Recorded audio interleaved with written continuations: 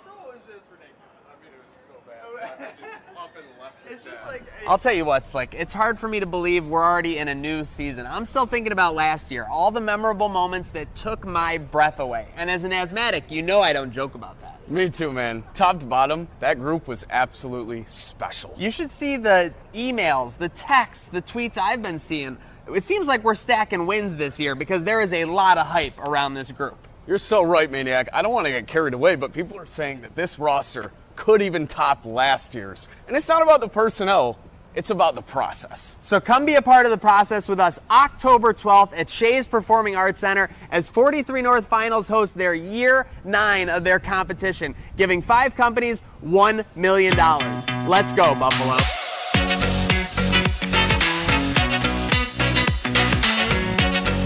We're so back.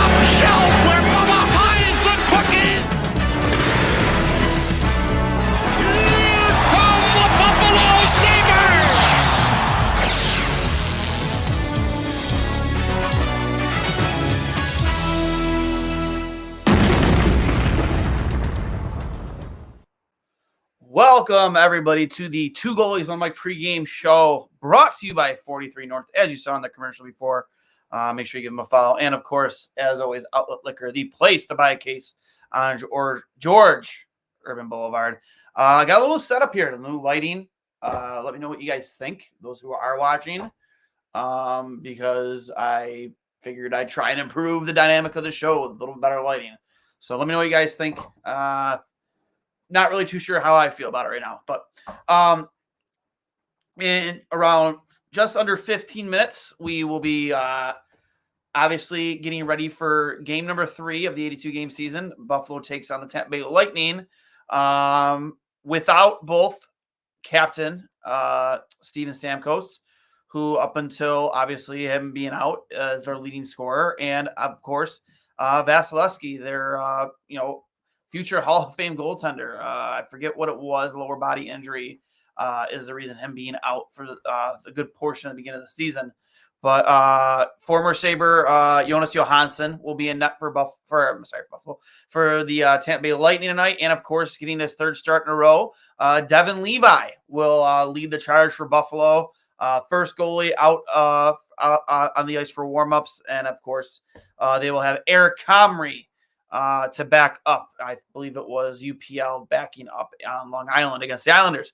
Listen, it's a tough start to the schedule. Taking on 3 playoff teams in a row. One of them in your division, obviously tonight in Tampa. The Rangers, obviously known more for their north-south game, very run and gun, high offensive power, high scoring. None of us really expected them to play the style of hockey they played in that opening game.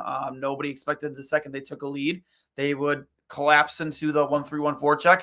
And I was at the game, honestly, it was more of like a 1-4 forecheck because they didn't send anybody really into the offensive zone to forecheck on the Sabres. They just tried to force the Sabres to carry the puck to the neutral zone with 4 guys in between the blue lines, and it worked. Buffalo really couldn't get anything going until the end of the second and third period. And by that time, I mean, you can't get down early against a team that's going to play that well defensively. And on top of that, arguably has the best goalie in the world, top 2 at the very least. And looks like we're going to be joined here by Maniac, who I'm assuming it must be at the game. Thank you for having me, Dwayne O'Mania. What's going on, man? Listen, I had to chime in here. I see you on here. You're talking a reasonable game, and I know you're trying to keep Mount Dwayne from exploding right now, but I got to do it for you. This team needs a win tonight. You got to defend home ice. I don't care if it's the Lightning. I don't care if it's the Thunder. I don't care if it's the 1986 Los Angeles Kings. You need to defend home ice, Dwayne. I agree. I couldn't agree with you more. I think tonight they will get a win for sure. You're facing Jonas. I almost said Corpusal. Jonas Johansson in net. He has an over 4 goals against average, below 900 save percentage. You got Steven Stamkos, the captain, out, who's been known to be a saber killer when they have played him. And you've seen a big shakeup in the lineup. I wouldn't say big shakeup, but Victor Olofsson scratched, and Peyton Krebs. This is a move I've been advocating since last year, giving Peyton Krebs a top 6 role. Kid's a big ball of energy. I love the idea. I want to say something. I think people overrated how easy it was to take Victor Olofsson out of the lineup. He's a goal scorer, and plain and simple, that sells in this league. You know that. I know that, but you love to see the quick knee-jerk reaction when they know there is something that can be improved, and they're doing it right away. They're not waiting 15 games. 100%, yeah, and I'm excited to see what Krebs brings to that second unit with Cousins and Paterka, because that's a big energy line, and hopefully Krebs helps get Cousins going, because he signed the big contract extension. You need him to be performing just as much as you need Tage to perform, and both guys have been held pointless in 2 games. That's inexcusable. It is inexcusable, and you know what will also be inexcusable? Not to take advantage of Tage Thompson, first goal scorer, plus 750. Let's go. He's going to get up tonight. I actually said this to myself earlier while I was at work. I was like, you know what? I'm not a betting man, but I bet you Tage has a big game tonight. I was looking at multi-goals. I think Sabres roll. This is a great way, despite it only being a 1-2 start, to show that these are not your older brother's Sabres. Dwayne, let's have a night. Let's one guy in the the maniac is gone. But yeah, no, I totally agree with him. I said it to myself, and I said it to some guys at work earlier. It's like, I can see Tage really breaking out today. Obviously you see Austin Matthews off to the hot start, 6 goals in 2 games. You're kind of like, man, where's our American-born boy from Arizona? When's he going to finally start to take off? I think tonight is the night.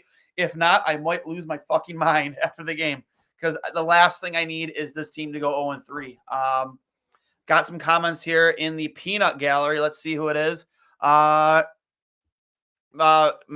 let's go Sabres. What's going on, Megan? Appreciate it. Richard Isaacs, hey, quick question. Do you think it's too early for a trade on defense? I never think it's too early for a trade. They could have made the trade after the first game of the season. I've been fine with it. I know Pesci is probably still available out there in Carolina. I know the blue line is, I'm pretty sure, from what I understand, they're running back the same pairings on the blue line this game. Darlene with Samuelson, Power with Yoki Haru, and Clifton and Johnson. I mean, I don't know if they don't figure it out, at least those bottom 2 pair, there's got to be a shakeup there. I mean, I don't know. We'll see what happens. I'm not going to say, oh yeah, I'd expect a trade, but I mean, I wouldn't be against it. I mean, there's definitely got to be somebody out there that's better than. I'm willing, because he was one of my under the radar guys. I'm willing to try and give Yoki Haru a chance. Considering the fact he's healthy, he wasn't healthy at all last year. Had a broken bone in his face and blocking a shot pretty early on. Had a concussion and a few other ailments, but I'm willing to try and give it a chance and see if he can find his game, much like the player we traded for that first year when the Nylander deal was made. Yeah, I don't know. We'll see. I think that's where the shakeup also needs to happen, is probably on the blue line if things don't work out tonight. Another comment from Richard. Do you think the defensive lows are going to continue all year with what we have? That's been a major point of contention with a lot of Sabres fans, right? Is why didn't we do more on defense? Why didn't we go get another goalie to back up Levi? Why are we running back the same goaltenders? Went out and got Clifton, went out and got Eric Johnson, Stanley Cup champion. I'm willing to give Clifton and Johnson an extended look here. I like Clifton's game. He plays heavy. He's a tough defenseman to play against.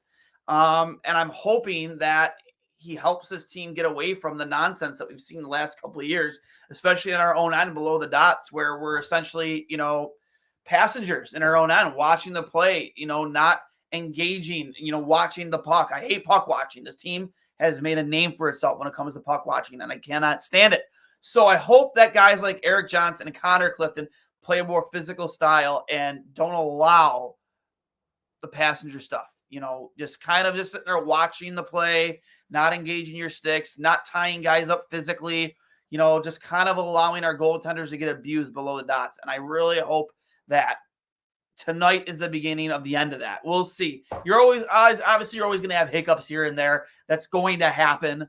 But I mean, there isn't a single player on this team now or last year that's still here that isn't guilty of puck watching. Puck watching, in my opinion, not in my opinion, it's a fact. When you're playing defense, just keep their body in front of you. You keep your stick in a good angle in front of you. You don't even look down at the puck. You keep their body in front of you, and you keep your gap pretty close in and tight, especially when you're in below those dots, because it's not like they can gain speed on you and try and get around you unless they're coming right at you. When they're working that puck around, you can't afford to give up your gaps and just become a passenger. You got to engage physically. You can't be caught down looking like this, and that way they make you look stupid either on backdoor or put it between your legs. Like, that's just a way to make Sports Center at top 10 and not in the good way. But yeah, in terms of tonight's game, I'm happy with the moves in the top 6. I'm really excited to see what Peyton Krebs does, because I've been a big advocate to see him get a more of a top 6 role. I think that while I think playing with Okposo and Girgensons for as long as he has helped his game a lot, especially his defensive game, I think that he has too much to offer offensively, especially as a playmaker, to be in a bottom 6 role. You need that guy contributing offensively, and I think his energy is going to rub off on that line tonight, and we're going to see a big game out of our top 6. That's just my opinion. My prediction: 4-2 Sabres win. Tage Thompson with a couple of goals. I think Dylan Cousins gets on the board on the score sheet. Multi-point night. I think Devin Levi has a big game. And I know I've seen it in one of my group chats. I think we might finally see Zach Benson score his first ever NHL goal. Not a hot take, but bold prediction. I will see you for post game. Remember, this is brought to you by 43 North and Outlet Liquor, the place to buy a case over on George Urban Boulevard. We'll see you on the post game for I'll Hang Up and Listen. And for those who don't know, the game is on ESPN Plus tonight or Hulu. So don't go on MSG thinking you'll see it tonight. It is an ESPN Plus game. So we will talk to you guys later, and I'll hang up and listen.